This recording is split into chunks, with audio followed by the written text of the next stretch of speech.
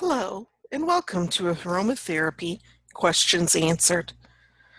My name is Bethany Williamson, and I'm a Bastier certified aromatherapist.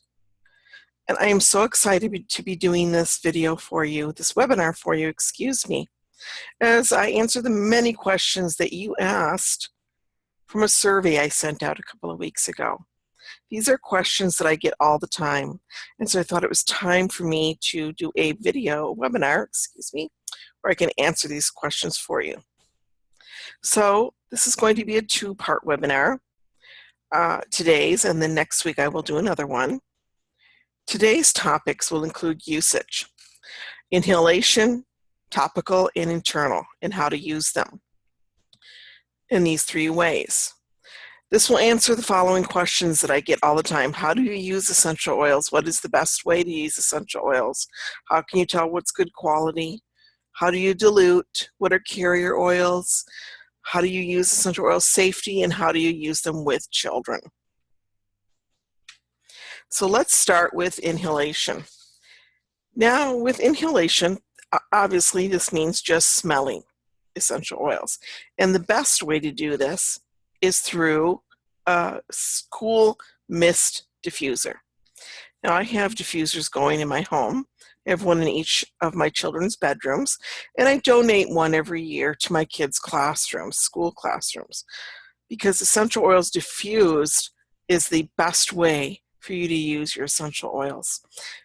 And the reason why is because essential oils are powerful. They are powerful influencers of mood.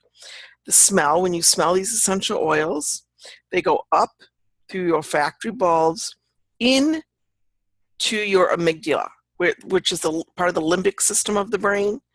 And the amygdala has been called the seat of your emotions.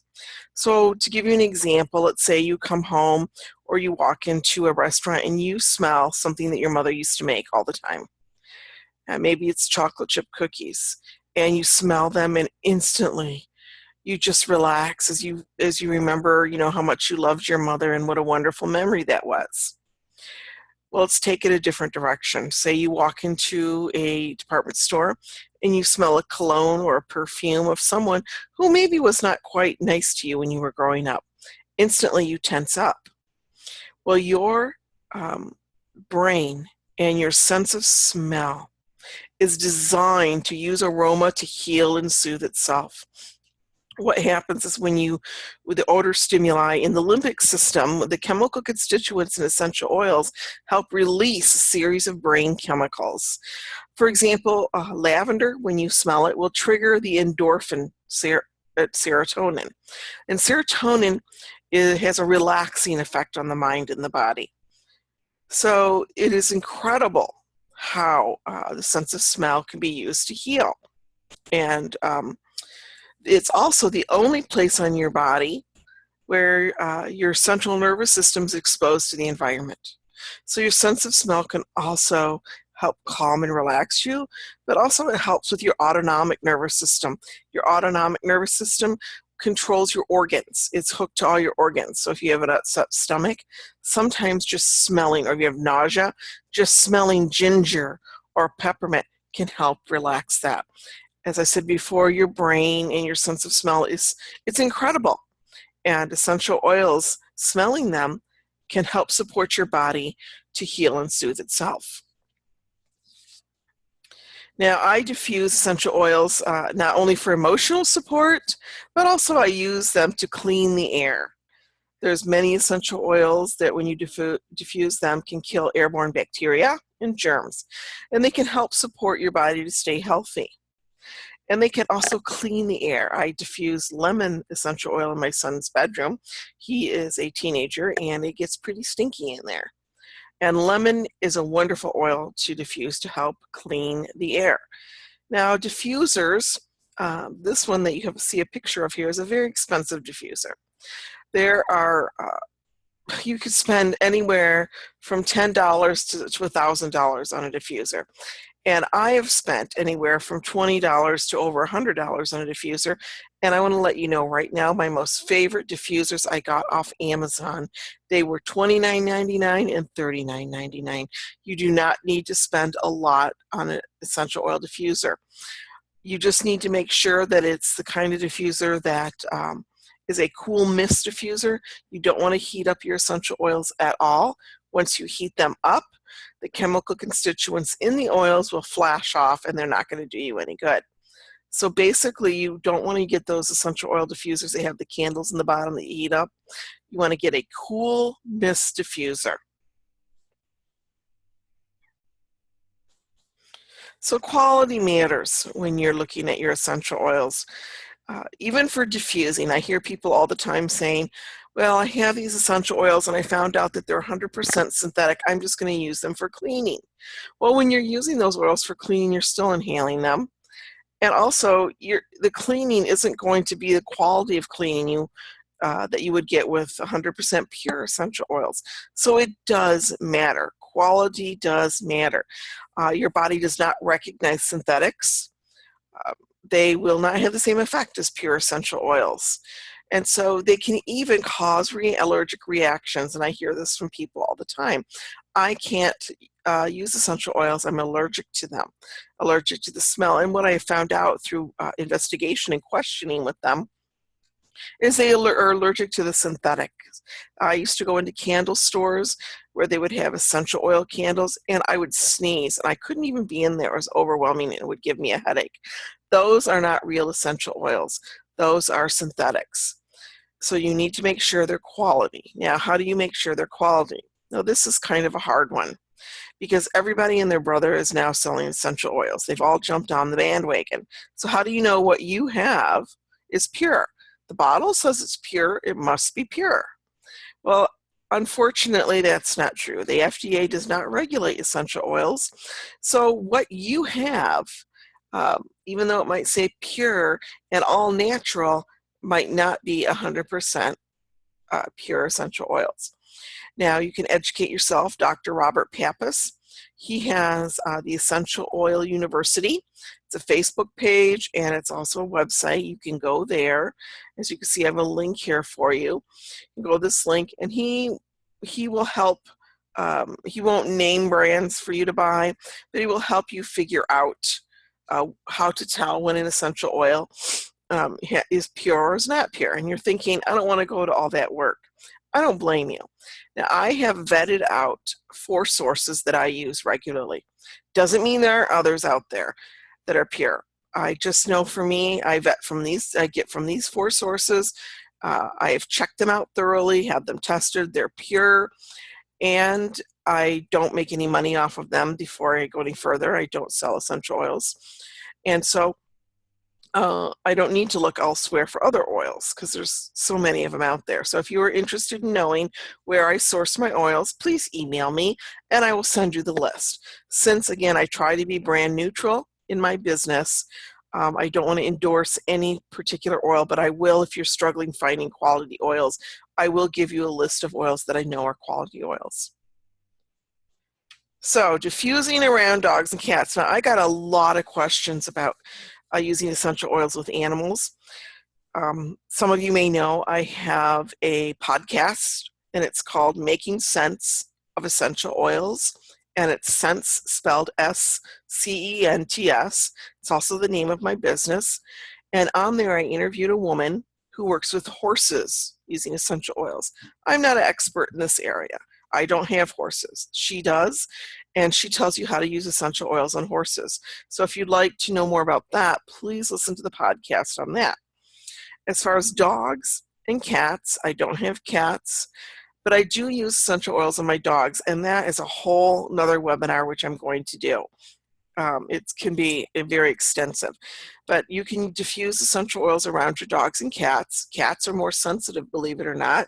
I always leave an out for my dogs, basically meaning when I'm diffusing essential oils and they're in the room, there's a way for them to leave the room if it can become overpowering, because for cats especially, it can be. The biggest oils I use for my dogs is lavender for calming. I can diffuse it, I could wear it, or I maybe put 1 drop on their bedding, just 1 drop if you've noticed that, because you don't want it to be an overpowering smell. I diffuse lavender at night in my room. I have quite a large bedroom, and my dogs sleep in their crates, and so they're smelling that as well. But it's a huge, huge room, so it's not overpowering. So when you're diffusing around dogs and cats, I would just always have a way for them to be able to leave the room if it becomes overpowering. So let's talk about topical use. And in this, we're going to talk about dilution versus using essential oils neat, carrier oils, roller bottles, and dilution based on age, infant to adult. Now I'm going to talk about dilution versus neat first. Now there's a gentleman, Robert Tisserand, and another one, Rodney Young, and they have been aromatherapists. Wow, it's 60s, 50s, maybe not 50s, late 50s, 60s. And they are wrote this book, Essential Oil Safety. Now I have this book. This book is about the size of a phone book. It is heavy. And in it lists every essential oil, and it lists all the different precautions with that oil. It lists any counterindications with that oil. It lists if there's ever been a time that that oil has caused any problem. And so I'm telling you this, not for you to go out and buy this book, but I'm telling you this because a lot of the information I'm going to give you comes from Robert Tisserand. He also has a website that you can go to, as you can see right here, the Tisserand Institute, where you can get lots of information about using essential oils. And so there's 2 links here that I put up here. One is Aromatherapy Injury Report, and the other is Tisserand Institute Adverse Reaction Database. There have been a lot of people that have been hurt using essential oils. Essential oils are wonderful, but I think we need to remember they are powerful plant-based medicine. If 1 drop of peppermint essential oil is equivalent to 28 cups of peppermint tea, would you feed your child 28 cups of peppermint tea, make them drink it? Or would you take those herbs from the 28 tea bags and make your child take them all? So this is why dilution is so important, because they are powerful. And if you are interested in reading the injury reports, these are the links. Or if you need to report one, they keep track of these injury reports. It's a great place to go. So safety first. Essential oils can be safely used to enhance well-being and as part of a healthy lifestyle. They are used by millions of people every day, most of them without incident. However, essential oils are powerful substances and can be harmful if not used with due care and diligence. The essential oil in a bottle is 50 to 100 times more concentrated than in the plant, and safety issues apply to essential oils that may not apply to the whole plant or to an herbal extract. And this is a quote from Robert Tisserand. And I'm, if I'm pounding a lot on using essential oil safety, it's because I have had friends, and I've known people who have been hurt using essential oils incorrectly. Now, dilution, I want to talk to you about dilution to use them safely. And I hear people all the time say, well, I bought this roller bottle of essential oils, and it already has a carrier oil in it, and I bought it from XYZ company. Well, XYZ company put a 5 milliliter bottle of essential oils in that, and then a little bit of carrier oil. And just because you have a carrier oil in there, if it's not diluted correctly, it can still cause a reaction. And I have a story to kind of bring this home. When I was at Bastyr Natural Health College for aromatherapy, my professor several years earlier had created a skincare line with another woman. And they had the skincare line, and he had said to her, don't put so much essential oil into this formula, because it's for the face, and if you don't dilute it enough, it can cause sensitivity. Well, without him knowing about it, she added more oils because she wanted it to smell even better, because we are so, you open a can of cream, oh, it smells wonderful, but she wanted it to be just, overwhelmingly smelling a certain way. Well, within a year, he had left. He had broken up the partnership because he had kind of caught on to what was going on and did not want to be held responsible. Well, she, a year later, started getting phone calls from people who had been using her skincare line, and they were breaking out in rashes. Now, the thing with this is people don't realize it wasn't diluted enough. They're breaking out in rashes. They will never be able to use that oil again. I had a friend who had a blend of essential oils in a roller bottle. It was a powerful blend, no dilution at all. She used it on her skin. It was for skin care. She got a rash and she had to stop. A year later, this company came out with a face serum with some of that oil blend in it. And so she thought she would try it. She started to put that face serum on and got a rash. She can never use those oils again. It is very important that we have not only dilute, but that we dilute to the correct proportions. So there's different recommendations based on age. And this is from the Tisserand Institute, you can see. So you can go to his webpage and get this little diagram. So I'm just showing you this, 0 to 3 months, 0.1 to 0.2% dilution. Guys, that's not very much. And in the next couple of slides, I'll break it down to show you exactly how much that is, so don't worry about it. So, and it isn't until 6 to 15 years we're getting 1.5 to 3% dilution, and then it gets more as you get older. We have to be careful. These little kids are sensitive. Here's some recommended topical dilutions for facial cosmetics. As you can see here, it's a very small dilution percentage of essential oils because your face is so sensitive. Body massage, bath and body products, specific problems and pain and wounds, they're treated differently. So one thing that Robert Tisserand recommends, and I think this is probably some of the best advice I've ever heard for using essential oils with small children, is instead of using essential oils, use hydrosols.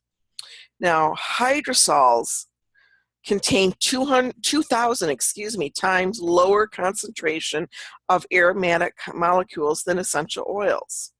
So they're safer to use with kids under the age of 6. Now, a hydrosol, let me explain what this is.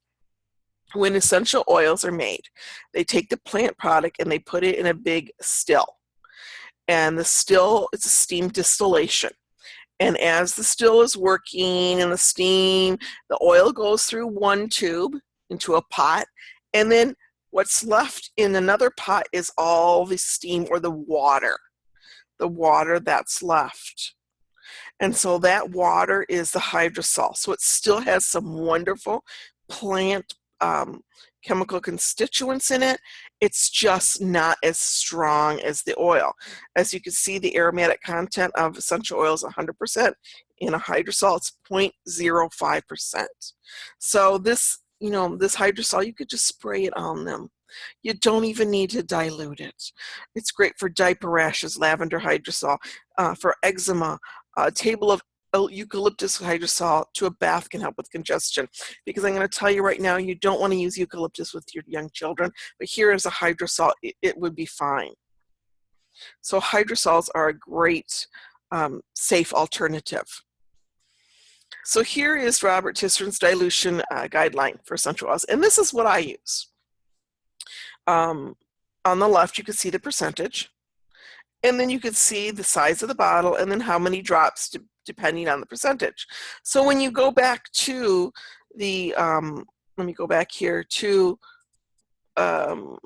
0 to 3 months for an infant, 0.1 to 0.2, it's not even on here. So I don't worry, I have written this up for you on the next, I think it's the next slide, where I could actually show you how to use these to be safe. But I love this guideline. This guideline I have loaded onto the page. I have a page which I will give you a link for, which will have a recording of this webinar I'm doing. It will have this dilution guideline. It will have another dilution guideline, and it will have the webinar. I think I said that already, sorry. So now I want to talk to you about roller bottles. And we're going to talk about, don't worry about, the dilution. I love roller bottles. And the reason I do is because I can set them up with the oils I use most frequently, or I make the recipes that I use most frequently, and they're good to go. My kids pick them up and roll them on. I'm not worried. They're diluted, they're safe, they're easy to use. I don't have to worry about running for a carrier oil, and they're inexpensive. I get my roller bottles on Amazon, and I could just, they're good to go. They're good to go. So if you have, I've done this for you. If you have a 10 ml roller bottle, and that's the size we just saw, this is how much essential oil you would put in there, total. So as you can see, ages 2 to 6 years of age, 3 to 6 drops of essential oil total, then a carrier oil. That's not very much oil. And here in America, we're so used to bigger is better. Less is more. Because if you're thinking, you know what, I've made this roller bottle, I've only put 4 drops in there, it's not really working, use some more. Don't add more oil, just roll on some more. You can always add more, but you can't always take away. So as you can see, these are the drops for the 10 ml roller bottle. Now for infants, because I have a different one down here, I would use a 1 ounce bottle, glass bottle, or 30 ml for correct dilution. So basically age 3 months to 24 months, I would put 2 to 4 drops of essential oil in a 1 ounce bottle.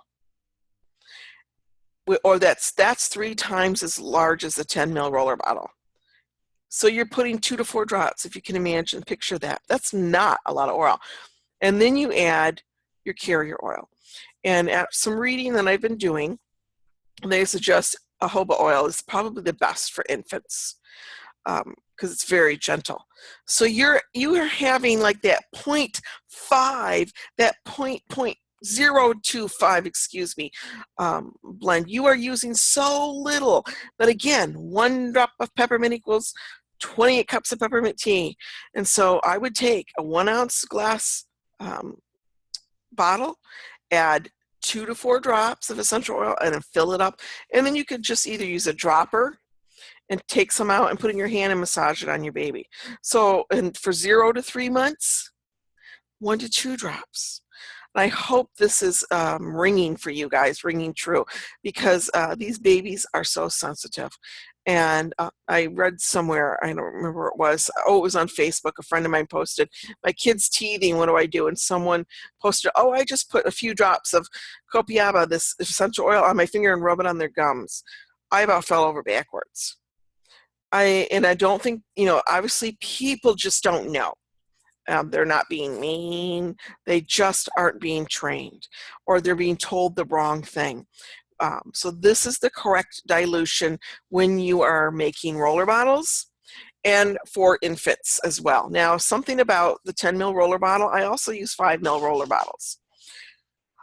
I like them, especially for travel. They're easier to carry, and I just cut it in half. Cut all the drops in half. It's really easy.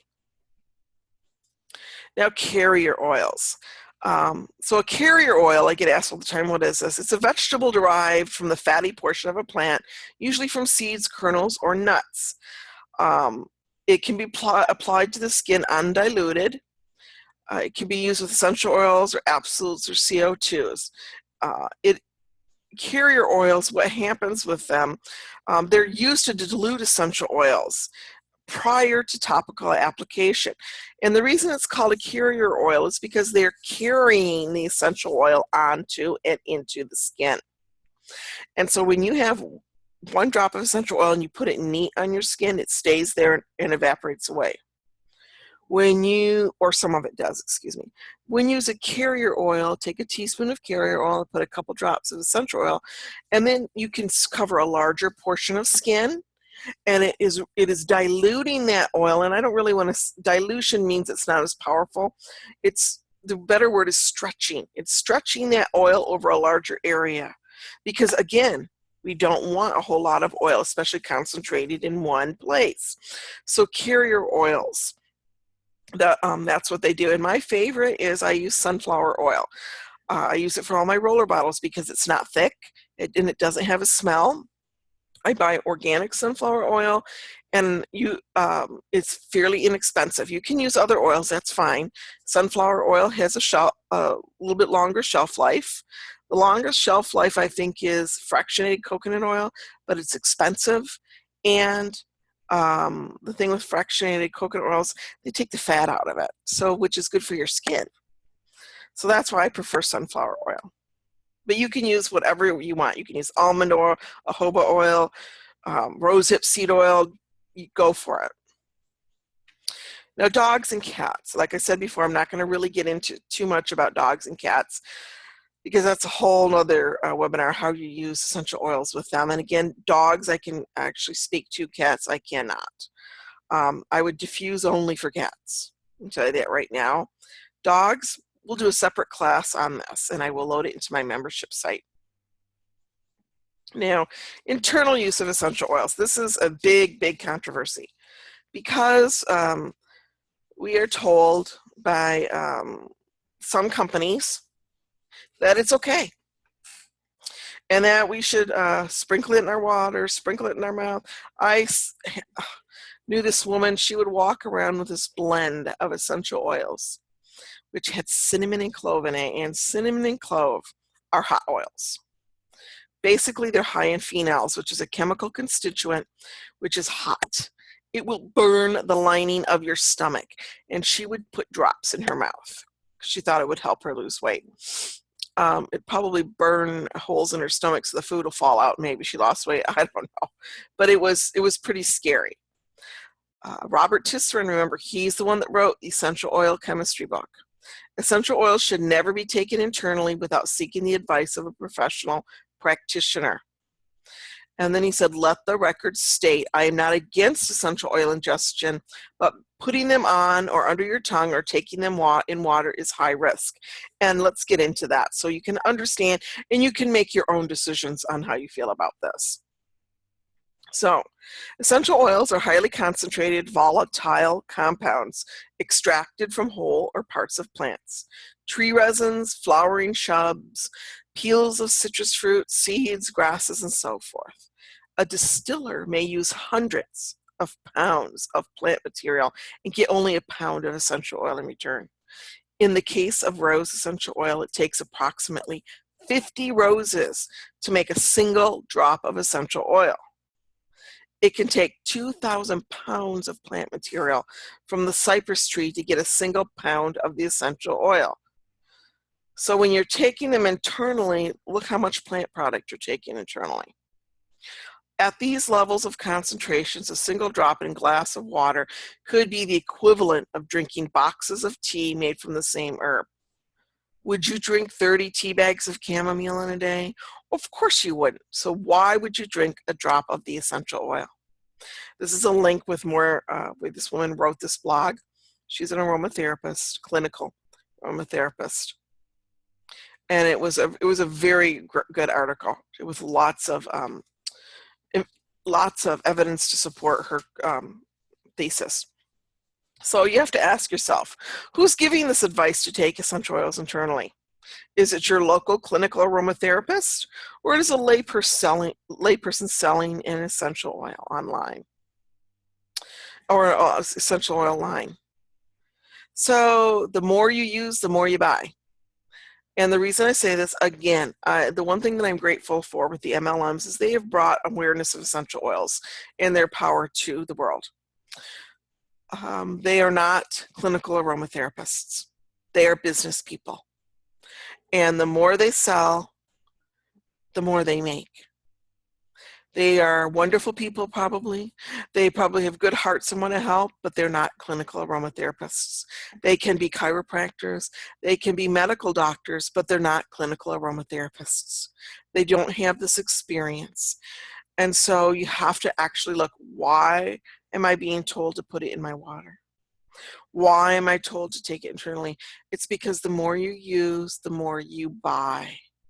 And that's why they promote using the essential oils neat and not diluted.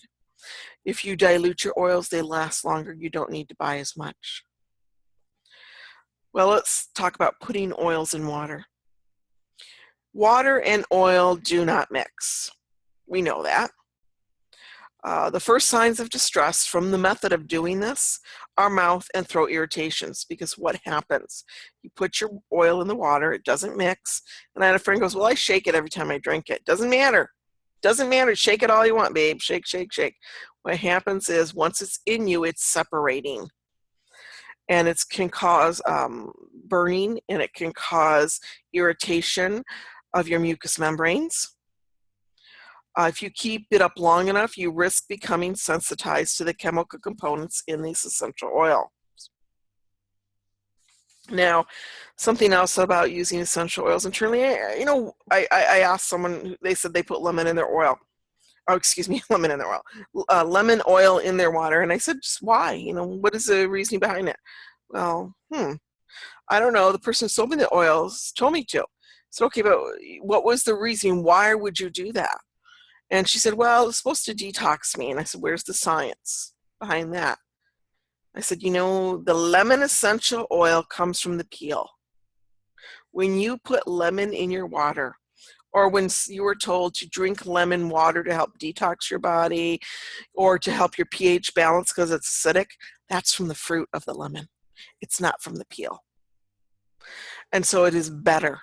It is better to go get those fruits and vegetables and put them in your water than it is to put the essential oil in your water. Because I would rather have squeeze maybe a teaspoon of lemon juice or a slice of lemon in my water as opposed to a whole orchard of lemon in my water.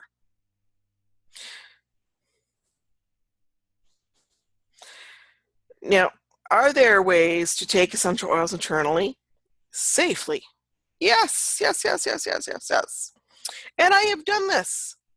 The trick is to have a digestible transport to get it from the mouth into the digestive system so it can be taken up into the bloodstream without hurting anything else. So under the guidance of a trained aromatherapist who will look at things like the medications you're on, because there are counterindications for medications, your known allergies, and counterindications. Essential oils aren't used internally like a daily multivitamin. Instead, these powerful plant oils are used internally to rid the body of parasites or worms, and in cases of bacterial and viral infections. They are also called upon when antibiotic-resistant infections cannot be controlled. So for me, when I was sick, I had a horrible, horrible whooping cough years ago. I went through so many antibiotics and it was not working. And so for 5 days in a row, I took essential oils in a gel capsule with a drop of olive oil. That olive oil helps emulsify those oils. It's a carrier oil. And I took it for only 5 days because you don't want to do this long term because they're powerful.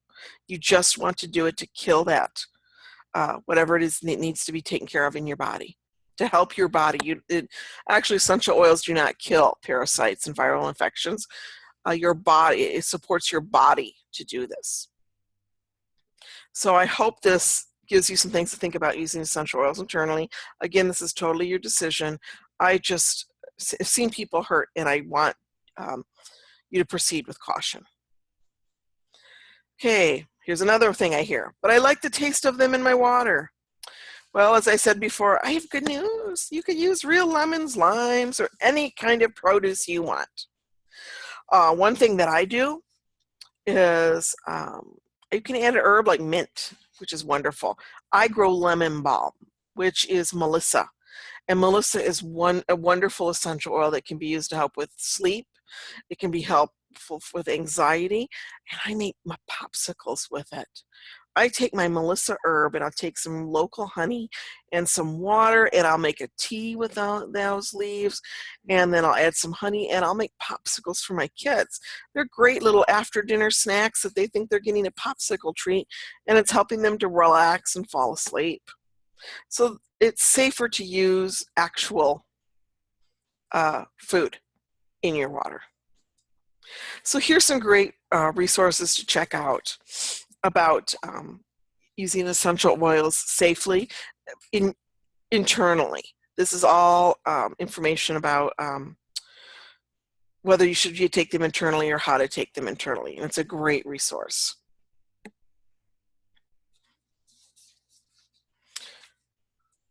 So questions, if you have any questions, I want you to feel free to reach out to me.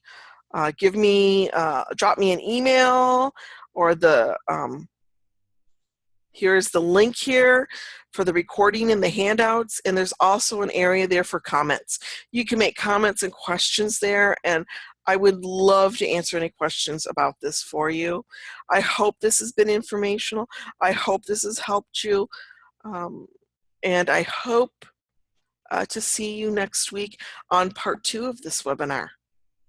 Thank you so much and have a wonderful evening.